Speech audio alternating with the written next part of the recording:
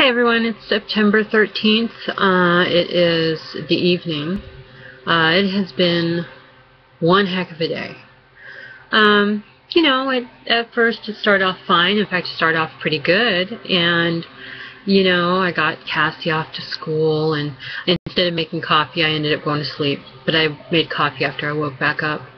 I finished reading my book, Last to Die, by Tess Garrett. It's an awesome, awesome book. If you like suspense, read it.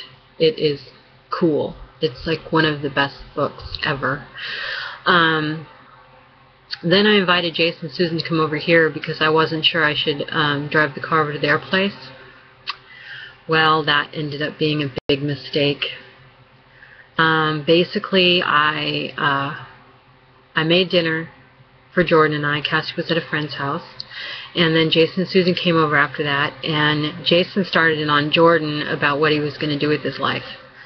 And, well, my son did not take too kindly to that. I know, because there's a lot of stuff on his mind, and one of it is the fact that he feels like he can't do anything. He feels kind of trapped, and I understand how he feels. I don't know how to help him either. But I hadn't discussed this with Jason or Susan. And so when he went after Jordan, that was just a very big mistake. It almost came to blows. And then after that, I literally walked them to the door and out the door. And I've never had to do that with anybody before, And I wasn't even really angry. But the thing was it was just like, this is my house. You're going to attack my son in my house, and go to blows, or just about. I mean, it was just, it's like, no, this is not happening. This is over. You can go.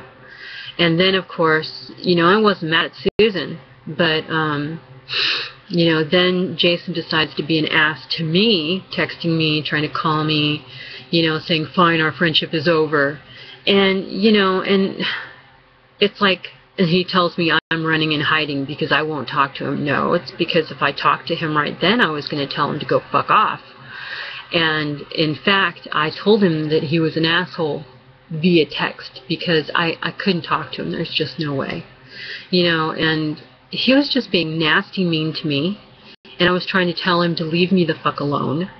And he wouldn't. Anyway, eventually he got the idea, and he said, I'm sorry, I love you. His usual routine, and he always gets this impression that just because he says he's sorry, that it makes everything okay. And at least he realizes now that he cannot really ask Jordan anything, about what he's going to do with his life. Whether or not he can stick to that is another story, but supposedly he's not going to ask anymore. But I still haven't talked to him, and, maybe it was a little rash, but I took him off my friends list on Facebook and off of one of my groups that he's in. And, he's the one that told me the friendship was over. So I kind of reacted like, okay, well, if it's over, then it's over. But, I don't know.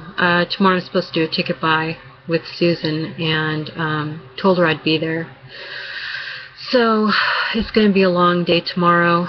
It really is. I'm not looking forward to it, but at least I'll get some money, and that's important. I guess really that's it.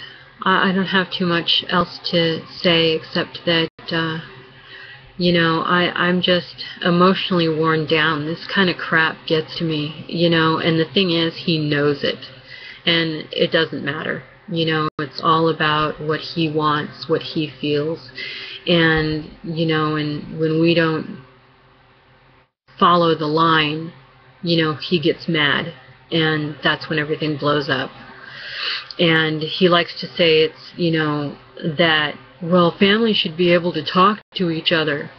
No, I can't talk to him. I can't tell him stuff because he blows up, or he cuts me off, or, I can't talk to him, not about real personal stuff anymore.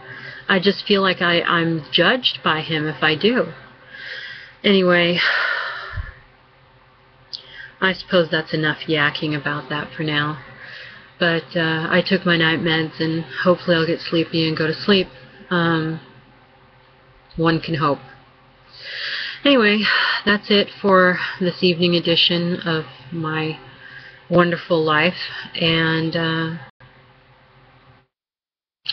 I'll see everyone tomorrow.